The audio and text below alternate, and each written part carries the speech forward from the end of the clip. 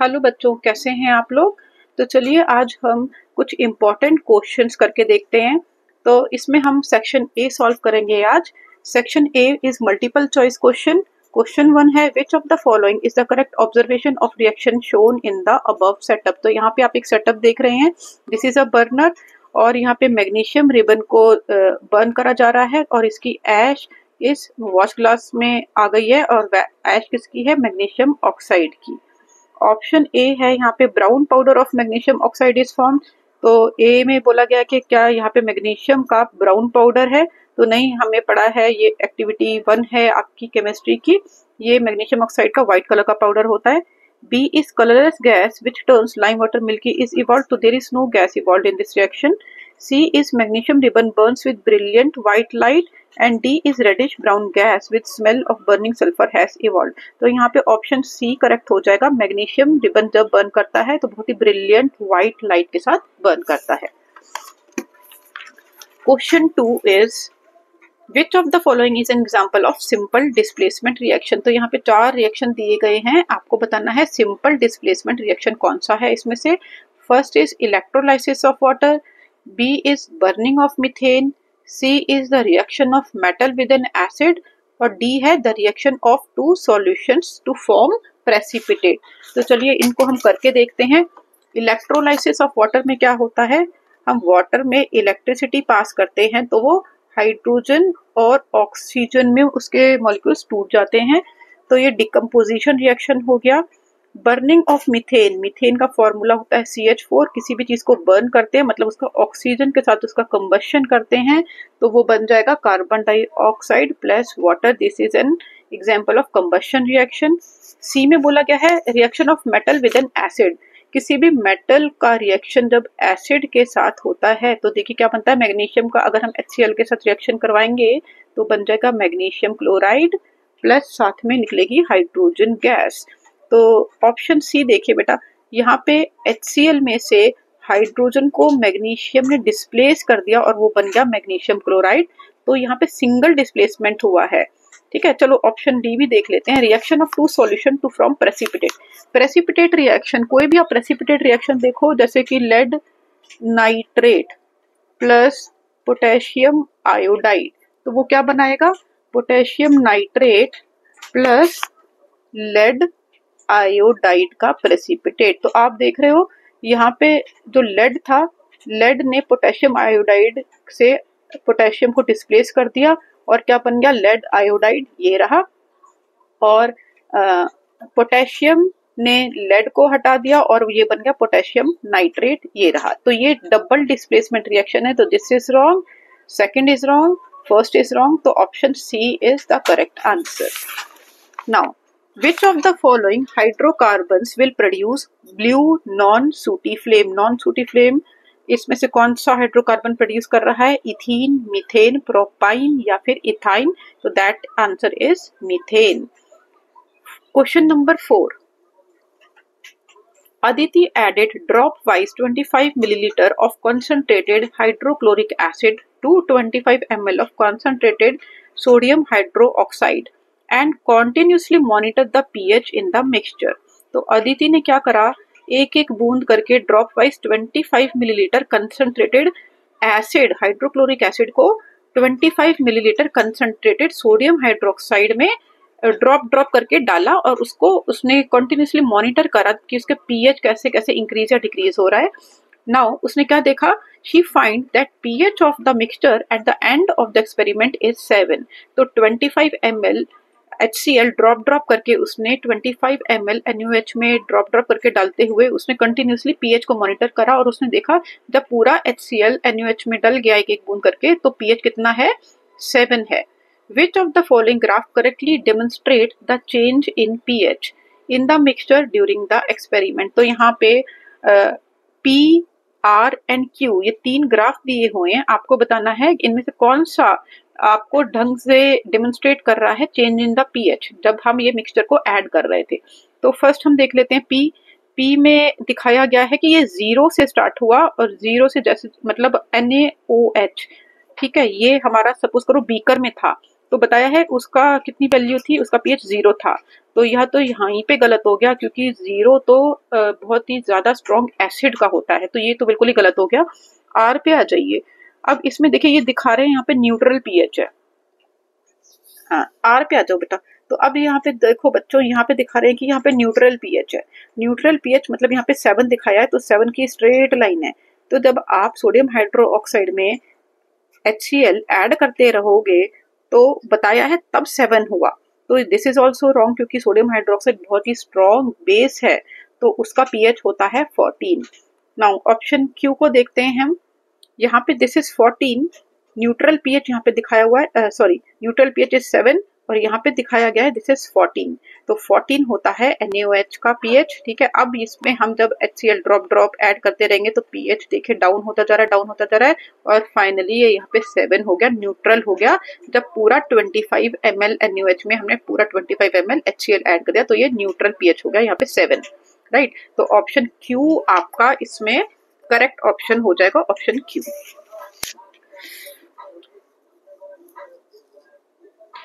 Question 5, an element with atomic number dash will form the basic oxide। basic oxide कौन से elements बनाते हैं? basic oxide बनते हैं metal oxide के। तो यहाँ पे कुछ atomic number दिए गए हैं, तो आपको देखना ये atomic numbers में से metal का कौन सा है।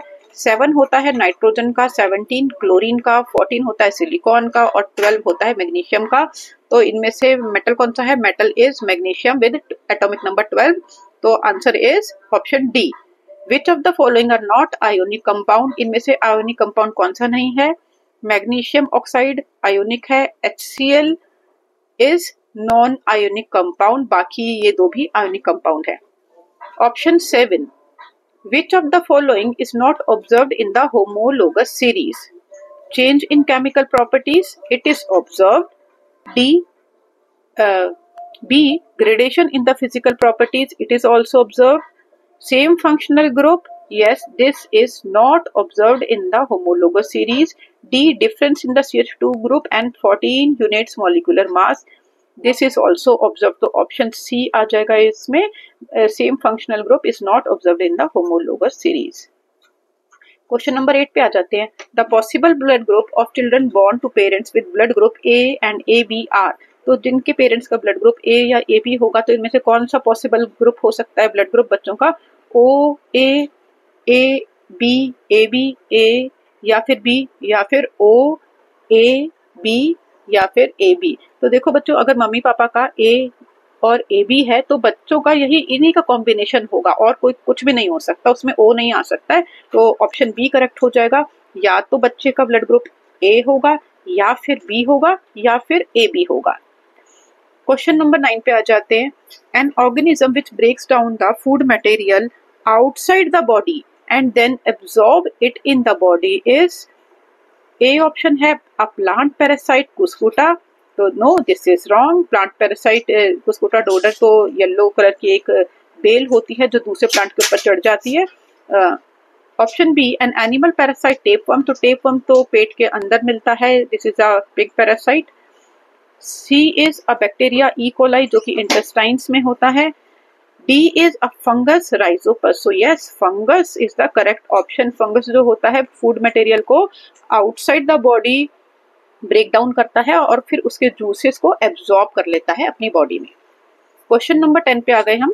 Walking in a straight line and riding a bicycle are the activities which are possible due to a certain part of the brain. तो आपने पढ़ा ही है बच्चों, जो ब्रेन के अलग अलग पार्ट्स हैं, सेरिबेलम, सेरिबरम, है ना, मिड ब्रेन, फोर ब्रेन, इन सब के अलग अलग फंक्शंस होते हैं।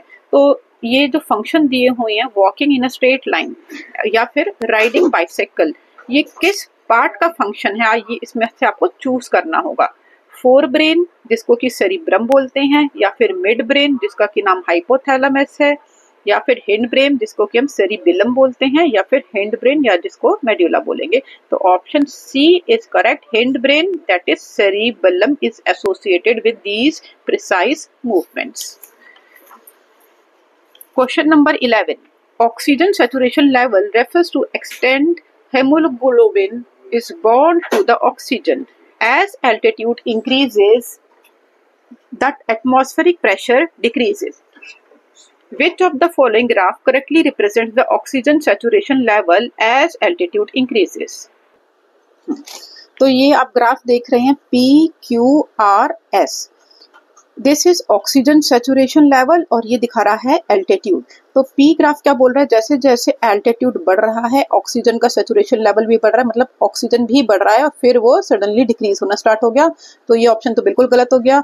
आर ऑप्शन देखते हैं, इसमें भी ऑक्सीजन लेवल इंक्रीज होता जा रहा है एल्टीट्यूड के साथ और बहुत ही ज्यादा इंक्रीज हो गया। तो दिस इज ऑल्सो रॉन्ग। हमें पता है जैसे जैसे हम एल्टीट्यूड बढ़ता है, यानी कि जब हम माउंटेन्स वगैरह पे चढ़ते हैं तो ऑक्सीजन का लेवल जो होता है वो कम होता जाता है। ठीक है, जितनी ऊंचाई बढ़ती जाएगी, एल्टीट्यूड बढ़ता जाएगा, ऑक्सीजन का लेवल डिक्रीज होता जाएगा। तो S option is also incorrect, क्योंकि इसमें तो बिल्कुल जो है वो सेम ही है। तो क्यू ऑप्शन करेक्ट हो जाएगा। क्यों? क्योंकि जैसे जैसे एल्टीट्यूड बढ़ रहा है ऑक्सीजन का लेवल डिक्रीज पे डिक्रीज होता जा रहा है। राइट, तो इसमें हो जाएगा option Q. Question number 12, observe the following diagram and identify the process and its significance from the following option.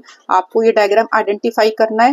देखो बच्चों, ये किसका, ये पेड़ की बाक दिखाई दे रही है और इसकी रूट्स हैं। ठीक है, ये वाटर है जो अपवर्ड मूवमेंट हो रही है, दिस इज अ लीफ और लीफ में वाटर वेपर निकलते हुए दिखाई दे रही हैं। तो यहाँ पे कुछ ऑप्शंस दिए हुए हैं, तो इसमें से चूज करते हैं। ये क्या दिखा रहा है हमें, क्या ये इवेपोरेशन है, maintains water content in the leaf cell? तो नहीं, इवेपोरेशन नहीं होता है प्लांट्स के अंदर। बी, ट्रांसपीरेशन, जो कि क्रिएट करता है suction force which pull water inside the plant. या फिर ये एक्सक्रीशन हो रहा है, help in excreting out waste water from the plant. या फिर ये ट्रांसलोकेशन हो रहा है, help in transporting material from one cell to another. तो ट्रांसलोकेशन तो ये फ्लोएम का काम होता है, ट्रांसलोकेशन ऑफ फूड, है ना, एक जगह से दूसरी जगह जो खाना लेके जाते हैं उसको हम ट्रांसलोकेशन बोलते हैं। एक्सक्रीशन नहीं हो रहा है यहाँ पे, तो this is transpiration. when the water loses from the stomata, जो excess water निकलता है स्टोमेटा से, that is transpiration. Question number 13. A small bright spot is seen on the paper when the convex lens is kept out facing the sun. Which diagram below explains the formation of the bright spot? तो यहाँ पे आप option देख रहे हो P, Q and R। तो एक convex lens है, कॉन्वेक्स लेंस इस तरीके का होता है जो बल्ज होता है सेंटर में से और टेपरिंग होता है एंड्स में से। ठीक है, जब हमने कॉन्वेक्स लेंस लिया और सामने एक पेपर रखा तो एक ब्राइट स्पॉट दिख रहा है हमें। जब हम सन की तरफ इसको फेस करें तो सन की रेज इधर से आ रही है और वो इसमें फर्स्ट में दिखा है कि यहाँ पे कन्वर्ज होगी और यहाँ पे एक ब्राइट स्पॉट बना। ठीक है, सेकंड ऑप्शन में दिखा रही है कि पैरेलल रेज तो आ रही हैं सन से, लेकिन वो फिर कॉन्वेक्स लेंस से डाइवर्ज हो गई। तो कॉन्वेक्स लेंस का डाइवर्जिंग लेंस होता है? नहीं, कॉन्वेक्स लेंस डाइवर्जिंग नहीं होता है, वो कन्वर्जिंग लेंस होता है, वो रेज को कन्वर्ज करता है। ऑप्शन पी साफ पता चल रहा है, बिल्कुल करेक्ट है। Option R is also incorrect. Parallel रेस तो आ रही हैं लेकिन वो इस लेंस से गुजर भी जा रही हैं तो भी पैरेलल ही है, कुछ भी नहीं हो रहा, तो ये ऑप्शन भी करेक्ट हो जाएगा। तो only option P is correct. Question number 14. In an electric circuit, two resistors 2 ohm and 4 ohm respectively are connected in series. तो एक इलेक्ट्रिक सर्किट है, उसमें दो रजिस्टर्स हैं 2 ओम के और 4 ओम्स के, और वो सीरीज में कनेक्टेड है 6 वोल्ट की बैटरी के साथ। और हमें क्या बताना है, the heat dissipated by the 4 ओम। तो हीट कितनी डिसिपेट हो रही है 4 ओम वाले रजिस्टर से 5 सेकेंड में। तो ऑप्शन दिया हुआ है 5 joule, 10 joule, 20 joule and 30 joule. तो इसको हमें करके देखना पड़ेगा।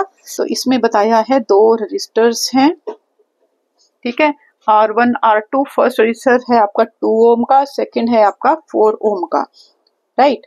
और ये जुड़े हुए हैं आपके 6 वोल्ट की बैटरी से। This is R1, this is R2। हमें बताना क्या है, कितना हीट डिसिपेट हो रहा है। फॉर्मूला होता है हीट का, H is equal to I²RT। तो इसमें हमें पहले तो टोटल रेजिस्टेंस निकालना पड़ेगा और उससे हमें मिलेगा करंट, और फिर हम इस फॉर्मूला में पुट कर देंगे। तो R का क्या फॉर्मूला होगा, R इक्विवेलेंट निकालने के लिए हम कैसे निकालेंगे, R1 प्लस R2 कर लेंगे, क्योंकि ये सीरीज में है, R1 प्लस R2, तो that is 2 plus 4 ohm is equal to 6 ohm. ठीक है, this is your R equivalent. तो R इक्विवेलेंट तो हमें मिल गया। इसके बाद हमें निकालना है करंट कितना जा रहा है। तो करंट का फॉर्मूला हो जाता है I is equal to V upon R। Ohm's law से V is equal to IR होता है, तो I is equal to V upon R हो गया। दैट इज पोटेंशियल डिफरेंस है हमारा 6 और हमारा इक्विवेलेंट रेजिस्टेंस भी 6 आ गया। 6 कट हो गया, आपका निकला 1 ampere is the current which is flowing through the circuit. Now अब इसी वैल्यू को हम पुट कर देंगे H is equal to I square R T में।